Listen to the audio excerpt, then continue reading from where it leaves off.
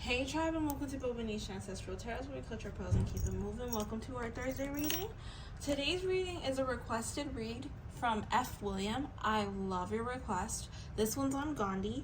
I feel like this is really important because I love the teachings of like Hinduism and stuff like that. Like I'm very open to a lot of different religious beliefs or whatever. Sorry, but this one is so good.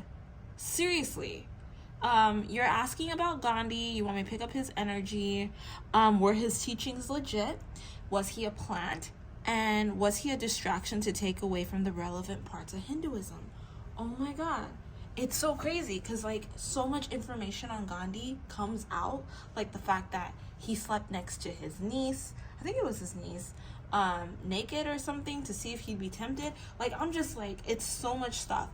This actually opened a can of worms for me, this question, because I was like, I watched the video on Mother Teresa, and I think next week we're gonna do a reading on Mother Teresa because I heard some stuff about Mother Teresa and I just want to see what's up with that too, because I'm starting to believe that a lot of things that I grew up thinking were like, wow, these people are such good people, the more you hear about people the more you're realizing like there's some crazy stuff behind that. So we're gonna look into it. On Friday we're gonna do a reading on Kenneth Petty and Nicki Minaj. We're just gonna be checking out the relationship to see if they're ever gonna break up, have a divorce or whatever. Hopefully not for the sake of their family, but we'll see. And then on Saturday we have a reading on Taylor Swift. This is just an updated reading on her. This was also a requested read. It's just to figure out if she's like into witchcraft, what her relationship status is with Travis Kelce, and just like any energies we can pick up from that. So let's go ahead and get started with this Gandhi reading here. So what is Gandhi's energy? What was his energy? Because he's no longer with us on this side. What was Gandhi's energy? What kind of person was he? Oh, this is another reading she just wakes up in. I don't know why I keep bringing her in my office. One second.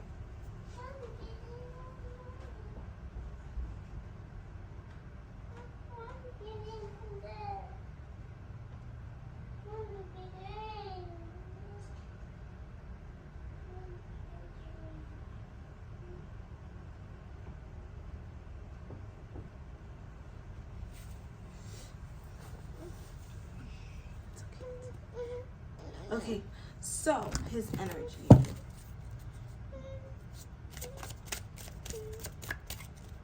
Gandhi's energy. What did Gandhi's energy look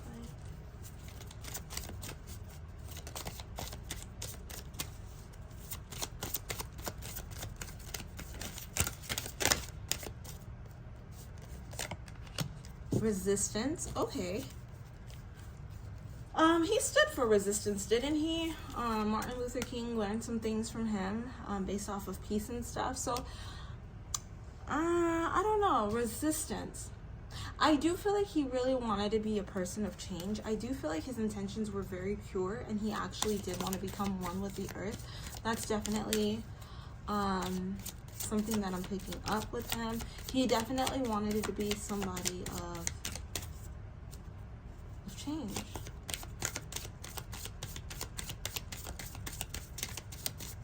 Huh.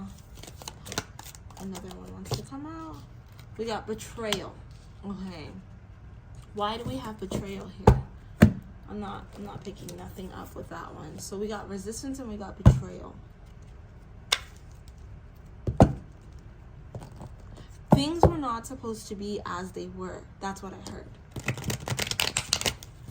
He wanted to stand for change, but things were not supposed to be as they were. What does that mean? He went to school to be like a lawyer or something, right? If I'm remembering right. Things were not supposed to be. What's that mean? Why do we have these two cards here, ancestors? Can you give us some clarification, please?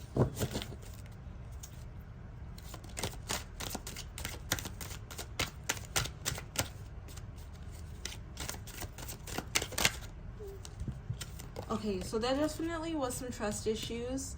I think that he's seen a lot of stuff that kind of like opened his eyes to the world and made him realize that things were a little bit different.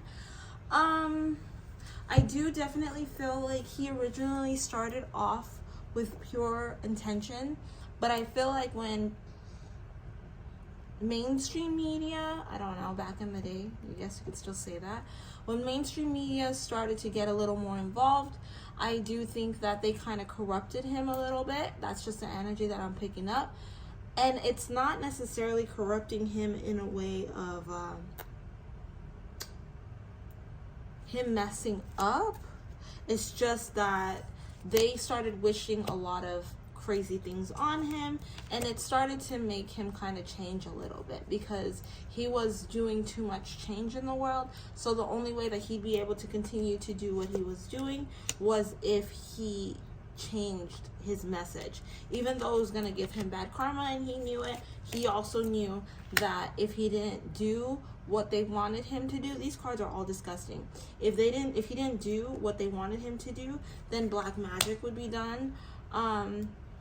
I do definitely pick up that he was very strong manifester and he did dibble in that kind of stuff, but I do definitely also feel that he actually did go through a very long, painful journey himself. Okay, so it wasn't very easy for him towards the end of his life. Like I said, I do think that when mainstream media started to pay attention to him, there was some corruption that was done a little bit, but before that, his mission to do it was pure. Like when he started doing what he was doing, it was very much pure of heart with pure intention. Okay, it's a very good question. Oh my god, interesting. All right, so the next one was his teachings. His teachings, were they legit, or were they to blind people? Lack of all things, a fulfilled life. I feel like his teachings were to help people. Like I said before, he did originally start this with pure of heart, pure intentions. He actually wanted to help people. But I do definitely think that he did become his own sabotager with time. You know what they say, when someone has too much power, then you have to start looking at them a little bit differently because power can corrupt the soul of many. And I feel like now we're going to hear of a lot of stuff that Gandhi did behind the scenes because of his power, and that's kind of the disaster that's happening. But it didn't happen when he was here because, like I said, I do feel that he did dibble in a lot of manifestation and a lot of evil things, which is crazy because he did suffer through a lot of sadness and he didn't want to lose the place that he was in. At first, as I mentioned, it was something that was pure of heart, but it did turn into something that became more selfish.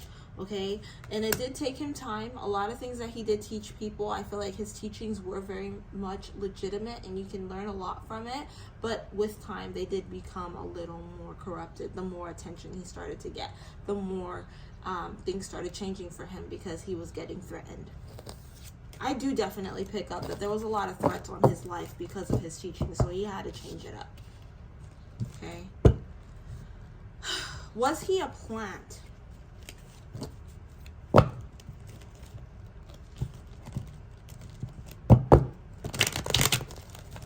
I don't feel that he was a plant, but I do feel like how do I say this? A plant, I'm going to use this as an example for a plant since we're talking about if he was a plant. A plant is natural to the earth, right? But a plant can get steroids injected in it and become something that's impure. So I think, like I said, originally he was pure of heart and he did everything that he did with pure intention. But with time, he became very corrupted. He was very much in tune with witchcraft and being a healer and everything. But eventually money did kind of like play some kind of part. I don't think that he took money in the eyes of many, but I do think that he did get a lot of money from other people, and he did receive wealth in different ways to become loved, to be looked at differently, and to play it as if he was doing things that were right, and now he was starting to do things just for the looks of what things would be for him. Okay, like he lost his way. The message is not changing. So originally he was doing it for the betterment of her humanity, but he became corrupt. That's the energy I'm picking up. He started getting a lot of attention in ways that he didn't think he would get, and it kind of got to his head. That's the energy I'm picking up. Was he a distraction to take away from the relevancy of Hinduism, or the relevant parts of Hinduism? Was he a distraction? This is my last one. Was he a distraction?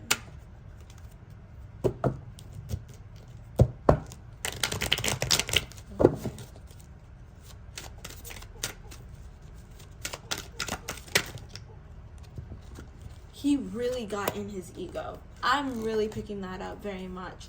Okay, so was he a distraction to take away from the relevancy of Hinduism, or the important messages of Hinduism? I feel like he suffered through a lot of anxiety. He suffered through a lot of mental issues, and I feel like for him, everything that he did, he really did try to do it out of ego, but at the end of his life, he did get into ego, and I feel like he did know that, but he got to a point of feeling like he was a god.